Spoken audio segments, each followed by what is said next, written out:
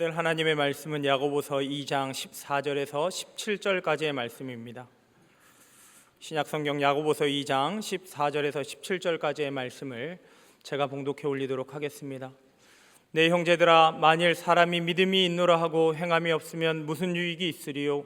그 믿음이 능히 자기를 구원하겠느냐? 만일 형제나 자매가 헐벗고 일용할 양식이 없는데 너희 중에 누구든지 그에게 이르되 평안히 가라, 덥게 하라, 배부르게 하라 하며 그 몸에 쓸 것을 주지 아니하면 무슨 유익이 있으리요? 이와 같이 행함이 없는 믿음은 그 자체가 죽은 것이라. 아멘. 노루는 배꼽이 보배고 곰은 쓸개가 보배고 성도는 믿음이 보배라는 말이 있습니다. 그렇습니다. 우리 신앙생활 가운데 믿음보다 더 중요한 것은 없습니다. 로마서 1장 5절에 보니까 믿음이 없이는 구원도 받을 수가 없고, 또 히브리서 11장 6절 말씀에 보니까 믿음이 없이는 하나님을 기쁘시게 할 수도 없습니다. 또 마가복음 11장 24절에 보면 우리가 기도를 할 때도 믿음이 빠진 기도는 응답이 없습니다. 또 마태복음 17장 20절에 보면 겨자씨만한 믿음만 있어도 이 산을 들어 저곳으로 옮길 수 있다, 이렇게 말씀하고 있습니다. 이 말씀을 통해서 본다면 우리가 믿음이 없이는 아무것도 할 수 없다는 그런 말씀입니다. 그렇습니다. 성경에 나타난 모든 기적의 현장을 보면 꼭 거기에 믿음이 동반되었습니다. 믿음 때문에 병도 고쳐주셨고 믿음 때문에 기적도 일으켜 주셨습니다. 그래서 로마서 14장 24절, 23절 하반절을 보니까 주님께서는 이렇게 말씀했습니다. 믿음을 따라 하지 아니하는 것은 다 죄니라. 우리 신앙인들이 어떤 일을 할 때든지 믿음을 따라 하지 아니하면 죄를 짓는다는 것입니다. 죄가 된다는 것입니다. 그렇기 때문에 믿음이 얼마나 중요한지 모릅니다. 그런데 이 중요한 믿음이라 할지라도 더 중요한 것은 그 믿음이 온전한 믿음이 되어야 된다는 것입니다. 그렇지 않으면, 온전한 믿음이 아니면 바로 헛것이라고 성경은 말씀하고 있습니다. 오늘 본문을 통해서 강조하는 내용입니다. 그렇습니다. 오늘 본문은 어떤 것이 믿음이 헛된 믿음이고 어떤 것이 온전한 믿음인가, 이것을 우리에게 교훈하고 있습니다. 오늘 본문 14절로 17절까지 보면 이렇게 말씀합니다. 내 형제들아, 만일 사람이 믿음이 있노라 하고 행함이 없으면 무슨 유익이 있으리요? 그 믿음이 능히 자기를 구원하겠느냐? 이렇게 말씀하고 있습니다. 그러니까 믿음이 있다 할지라도 행함이 없다고 한다면 그 믿음은 가짜 믿음이라는 그런 말씀입니다. 그렇기 때문에 반드시 우리는 진짜 온전한 믿음을 가져야 우리가 영생을 얻을 수가 있습니다. 행함이 없는 믿음은 그 자체가 죽은 것이기 때문에 거기서는 열매가 없습니다. 또 행함이 없는 믿음은 죽은 믿음이기 때문에 거기에는 기쁨도 없습니다. 영생도 없습니다. 그래서 하나님께서는 우리의 신앙을 어떻게 평가하느냐, 마태복음 7장 19절 말씀에 보니까 가짜와 진짜를 판단하는 기준에 있어서 열매를 보아 그를 알리라, 이렇게 말씀하고 있습니다. 이 말은 바로 뭘 말하느냐, 우리 신앙의 그 진짜인가 가짜인가는 그 결과를 보아서 안다는 그런 말씀입니다. 그러므로 마태복음 7장 21절에는 예수님께서 이렇게 말씀했습니다. 나더러 주여 주여 하는 자마다 천국에 들어갈 것이 아니요 다만 하늘에 계신 내 아버지의 뜻대로 행하는 자라야 들어가리라. 그러니까 말로만 믿습니다, 말로만 이렇게 하는 사람은 가짜 믿음이기 때문에 천국에 들어갈 수가 없다는 것입니다. 그러니까 중요한 것은 바로 뭐냐? 행함이 없는 믿음은 가짜 믿음이라는 거예요. 그러니까 우리가 행함이 있는 믿음을 소유해야 됩니다. 이 믿음이 온전한 믿음입니다. 오늘 본문 21절에도 보니까 우리 조상 아브라함이 그 아들 이삭을 제단에 바칠 때에 행함으로 의롭다 하심을 받은 것이 아니냐라고 이렇게 말씀하고 있습니다. 그러니까 믿음의 조상이라고 불리는 아브라함도 믿음 가지고는 구원에 이르지 못하는데 그 믿음에 행함이 있기 때문에 그 행함 때문에 의롭게 되었다, 그 말입니다. 그렇습니다. 로마서 3장 23절 말씀에 보면 이렇게 또 얘기하고 있어요. 그러므로 사람이 의롭다함을 얻은 것은 율법이 행위에 있지 않고 믿음으로 되는 줄 우리가 인정하노라. 그런데 바울 사도는 분명히 뭐라고 말씀하고 있습니까? 우리가 구원받는 것은, 우리가 의롭게 되는 것은 행함이 아니다, 믿음이다, 이렇게 말씀하고 있습니다. 또 에베소서 2장 8절로 9절에도 바울 사도는 이렇게 말합니다. 너희는 그 은혜에 의하여 믿음으로 말미암아 구원을 받았으니 이것은 너희에게서 난 것이 아니요 하나님의 선물이라. 행위에서 난 것이 아니니 이는 누구든지 자랑하지 못하게 하려 함이라 그랬습니다. 자, 오늘 본문에서 야고보는 행함으로 의롭게 된다, 이렇게 강조하고 있고, 바울은 분명히 의롭게 되는 것이 행함이 아니라 믿음이다, 이렇게 강조하고 있습니다. 우리가 이 부분을 어떻게 이해할 수가 있겠습니까? 이 부분을 이해하기 위해서는 오늘 본문 말씀 22절을 보면 확연하게 알 수가 있습니다. 내가 보거니와 믿음이 그의 행함과 함께 일하고 행함으로 믿음이 온전하게 되었느니라. 자, 그러니까 이 믿음과 행함은 서로 모순된 것이 아닙니다. 서로 보완적이고 믿음의 뿌리에서 행함의 열매가 맺힌다는 사실입니다. 그러니까 결국 뭡니까?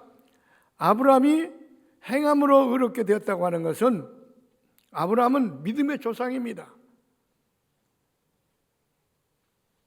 하나님이 이 모든 만물을 창조하신 유일신이라는 것도 그는 믿었습니다.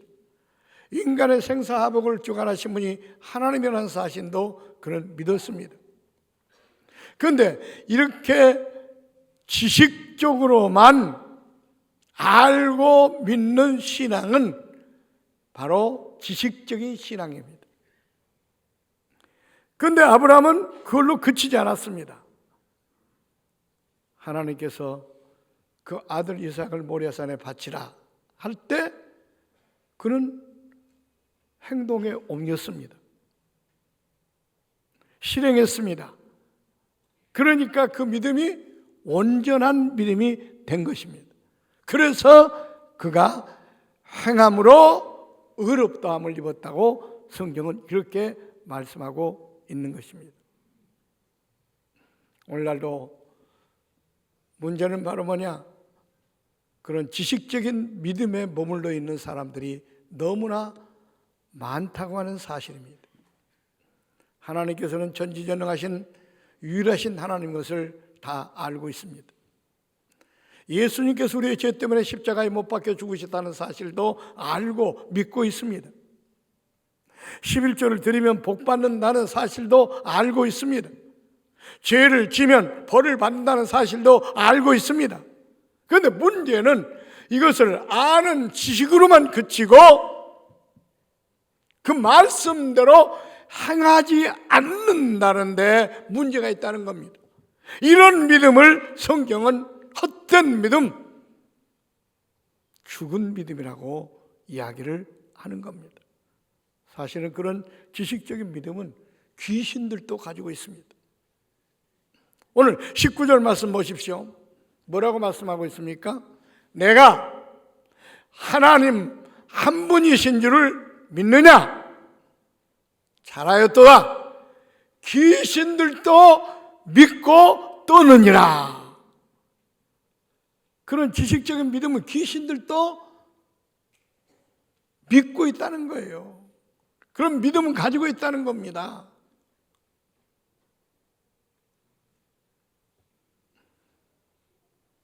마가복음 3장 11절에도 보니까 더러운 귀신들도 어느 때든지 예수를 보면 그 앞에 엎드려 부르짖어 이르되 당신은 하나님의 아들이니라 하니. 기도해요. 귀신들도 예수님 앞에 무릎 꿇고 뭐라고 기도하냐 하십니까? 제발 무저갱으로 들어가지 않게 하시기를 마시기를 간구합니다. 지옥에 좀 떨어지지 않게 해주세요. 이처럼 지식적인 믿음은 귀신들도 가지고 있다 그 말입니다. 그런데 그 귀신들은 그런 지식적인 것은 믿음은 가지고 있지만 행하지 않습니다. 믿지 않습니다.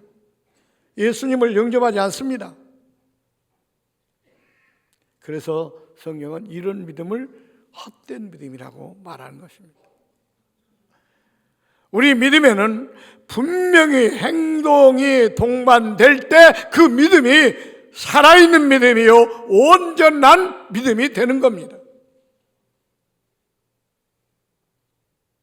오늘 본문 26절에 뭐라고 그랬습니까? 영혼 없는 몸이 죽은 것 같이 행함이 없는 믿음은 죽은 것이니라. 여러분, 우리가 신앙생활을 열심히 하는데 그 지식적인 믿음으로 그치고 행함이 따라주지 않는다면 우리의 믿음은 죽은 믿음입니다. 죽은 믿음은 어떻게 해요? 영생을 얻지 못합니다. 구원을 받지 못합니다. 죽은 나무가 열매를 맺을 수 없는 것처럼 죽은 믿음은 절대로 영생을 얻을 수가 없는 것입니다. 그래서 성경은 뭐라고 말씀하고 있습니까? 행하라 말씀하고 있습니다. 하루는 어떤 율법사가 예수님을 찾아왔습니다. 이게 누가복음 10장에 나타난 내용입니다. 선생님, 내가 어떻게 해야 영생을 얻을 수 있습니까? 야, 네가 율법 선생인데 율법에 뭐라고 기록되었느냐? 그러니까 달달 외웁니다. 내 마음을 다하고 목숨을 다하고 힘을 다하고 뜻을 다하여 주 하나님을 사랑하고 내 이웃을 내 자신같이 사랑하라고 하였나이다. 율법을 너무 잘합니다. 달달 외웁니다. 그리고 이걸 가르칩니다. 그런데 그 사람은 자기는 그 말씀대로 행함이 없었습니다.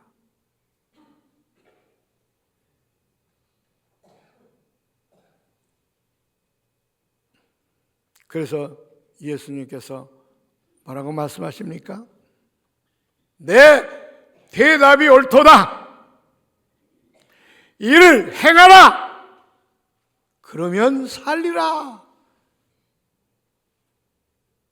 오늘 율법사의 모습이 오늘 이 시대 우리들의 모습이 아닌가 하는 생각을 지울 수가 없습니다.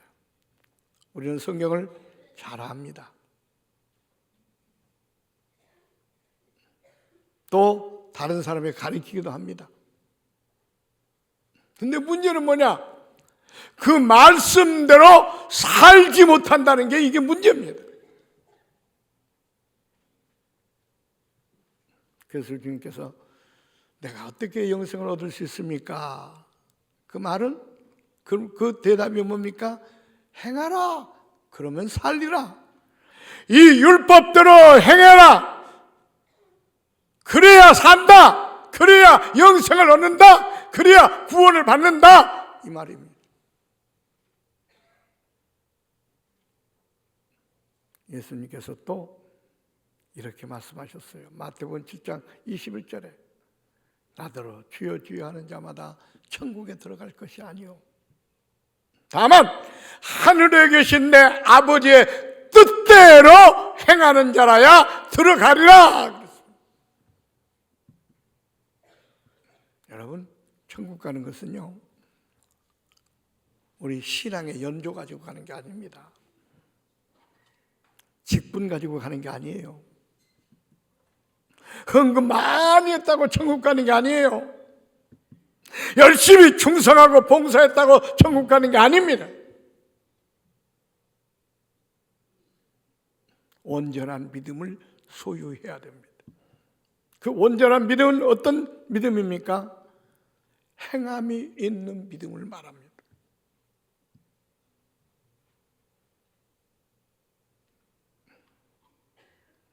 그 행함이 있는 믿음, 그 믿음이 어떤 믿음입니까? 마태복음 7장 22절로 23절에 보니까 예수님께서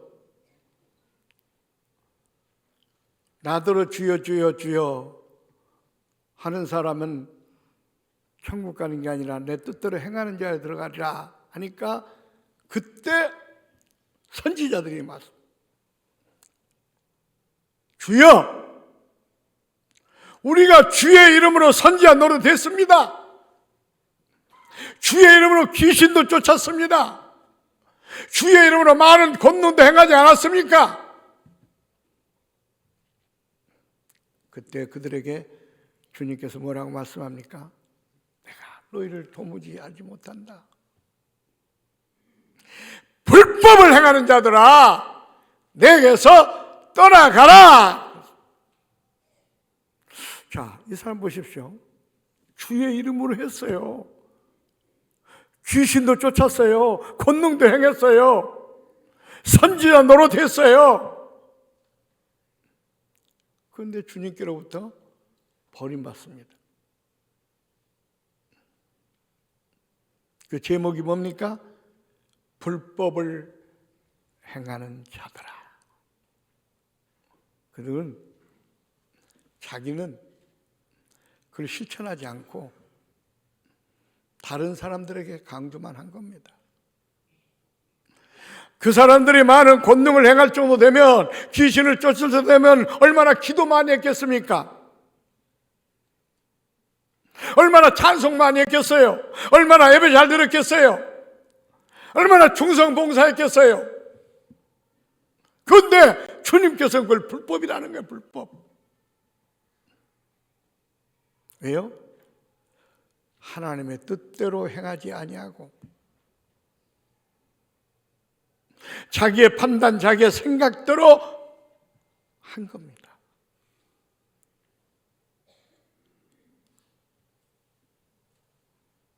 성경 말씀대로 하지 아니하고 자기의 생각대로 했다 그 말입니다.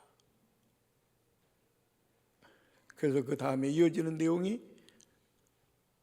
마태복음 7장 24절로 27절까지 나오는데, 누구든지 나의 이 말을 듣고 행하는 자는 그 집을 반석에 지은 지혜로운 사람 같다. 여기서 강조하는 건 내 말을 듣고, 이건 주님의 말을 듣고 하나님의 말씀을 듣고 행하는 자는 반석에 집을 짓는 자고, 그러나 네 말을, 이 말을 듣고 행하지 아니하는 자는 그 집을 모래에 지은 어리석은 사람 같으리니 비가 내리고 창수가 나고 바람이 불어 그 집에 부딪힘에 무너짐이 심하니라. 망했어요. 왜? 그가 열심히 집을 지었는데, 열심히 신앙생활을 했는데 무너지고 망했습니까? 말씀대로 행하지 않았기 때문이라는 거예요.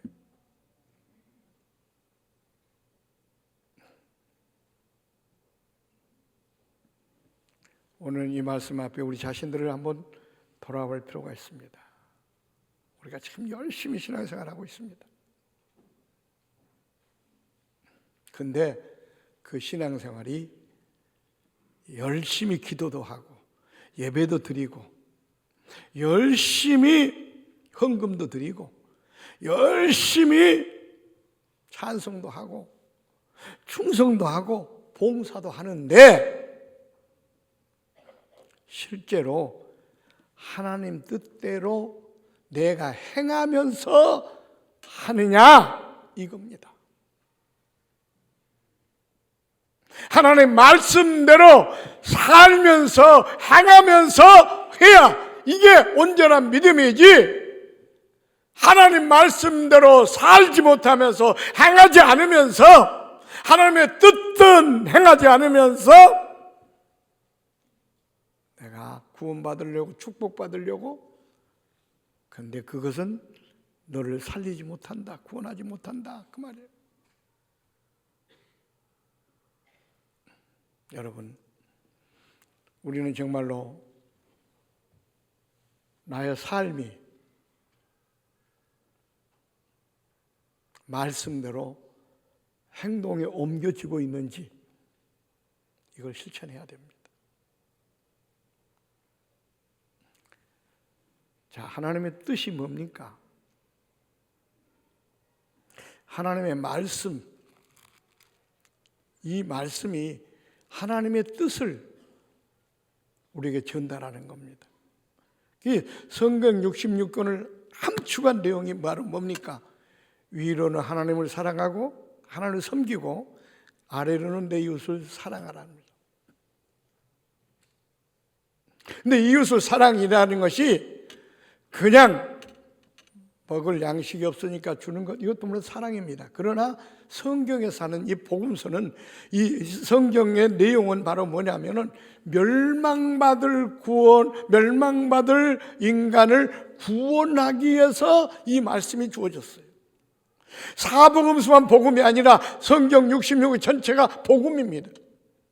하나님은 이것 때문에 복음을 우리에게 주셨어요. 그러니까 하나님의 뜻은 바로 뭡니까? 복음 전파예요. 복음 전파. 그래서 마태복음 18장에 보니까 뭐라고 말씀하고 있습니다. 14절에 보면 이와 같이 이 작은 자 중 하나라도 잃는 것은 하늘에 계신 너희 아버지의 뜻이 아니니라. 그러니까 결국 한마디로 표현한다면 하나님의 뜻은 뭐예요? 복음 전파예요. 복음 전파. 그래서 여러분들에게 전도합시다, 선교합시다, 이걸 외치는 거예요. 이게 하나님의 뜻이기 때문에 그렇습니다. 예수님께서 전도 때문에 십자가에 못 박혀 죽으셨습니다. 예수님께서 이 땅에 오셨습니까? 전도하기 위해서 오셨습니다. 교회가 왜 존재합니까? 전도하기 위해서 존재합니다. 우리를 왜 택하여 세웠다고 그랬습니까? 전도하라고, 선교하라고 택하여 세웠다는 겁니다.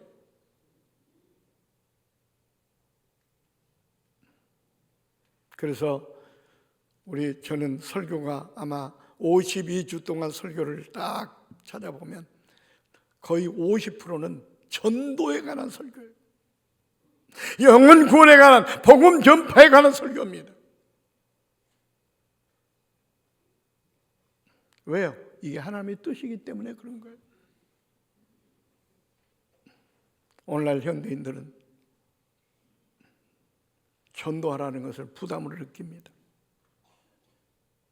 오히려 위로하고 오히려 칭찬하고 이런 설교를 듣기를 원합니다. 그래서 우리 교회에서 전도를 너무나 강조한다고 그러니까 교회를 떠난 사람도 있어요. 그런데 이것이 참 복음입니다. 오늘 한국 교회는요, 죄에 대한 설교 안 합니다. 왜? 성도들이 부담 느낀다고. 전도에 대한 설교 안 해요. 강단이 사라져가고 있습니다. 지옥에 관한 설교 사라져가고 있습니다.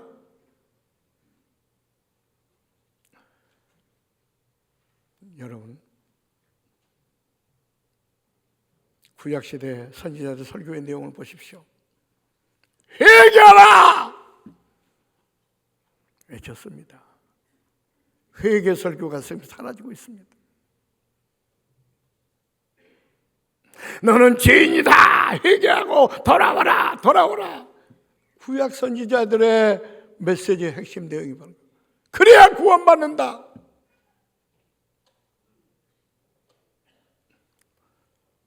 예수님께서도 회개하고 복음을 믿으라. 첫 마디가 그렇습니다. 하나님의 뜻대로 하지 않고 그 사람들은 나름대로 열심히 기도도 했고 찬양도 했고 열심히 권능도 했겠지만은 하나님의 뜻대로 행하지 않았다는 것이에요. 그러니까 열심히 충성, 봉사, 헌신했고도 나는 너를 알지 못한다 예민당하고 맙니다.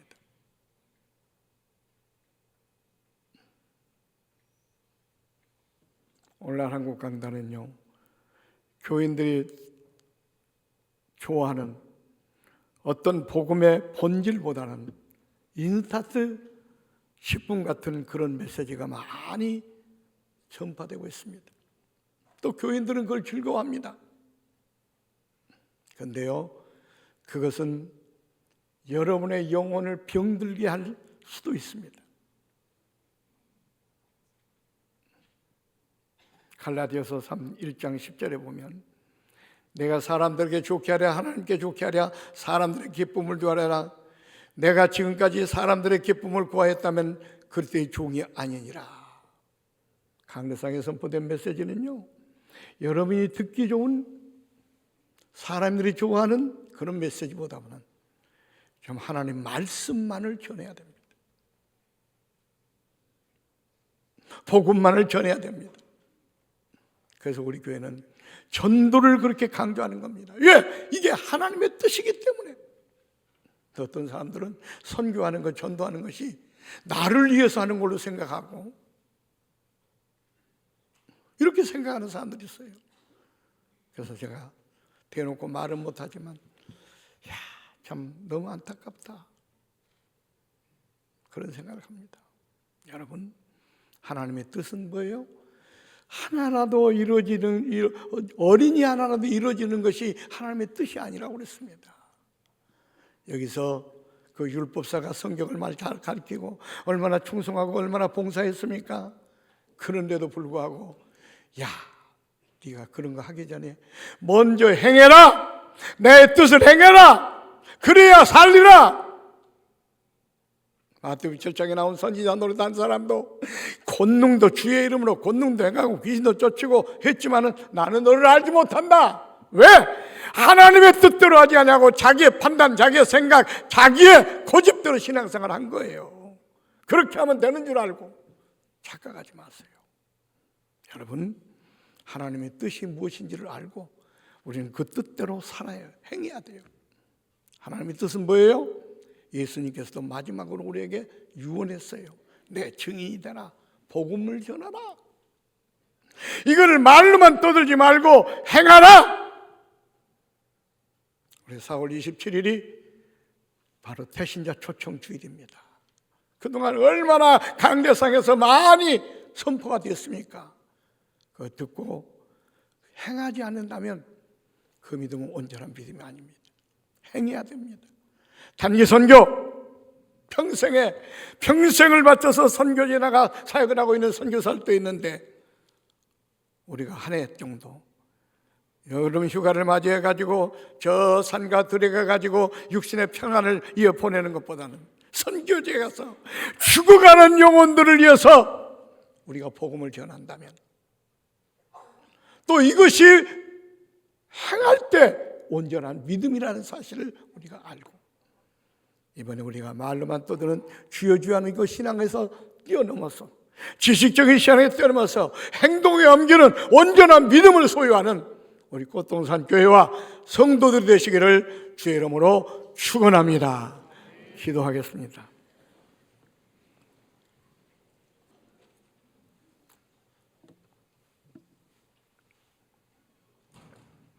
하나님 참 감사합니다.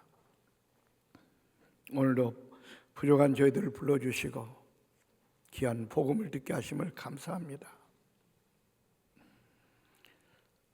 우선 듣기 좋은 그런 위로의 말보다는 하나님의 음성을 듣는 저희들 될 수 있도록 도와주옵소서. 그래서 우리의 믿음이 헛된 믿음이 아니라 온전한 믿음을 소유하기를 원합니다. 말로만 날마다 나눠서 주여 주여 하는 그런 신앙이 아니라 그 말씀대로 행하는 온전한 신앙, 온전한 믿음을 소유할 수 있도록 은혜를 베풀어 주시옵소서. 그런 교회가 되기를 원합니다. 그런 성도들이 되기를 원합니다. 힘을 주옵소서. 은혜를 내리워 주옵소서. 오늘도 이 말씀을 꼭 만판에 새기고 실천하여 행하여 온전한 믿음을 소유하여 하나님께 영광을 돌리고 하나님 나라를 확장하고 하나님의 뜻을 이루고 영생을 얻는 꽃동산의 가족들이 될 수 있도록 축복해 주옵소서. 감사드리며 예수님의 이름으로 기도하옵나이다. 아멘.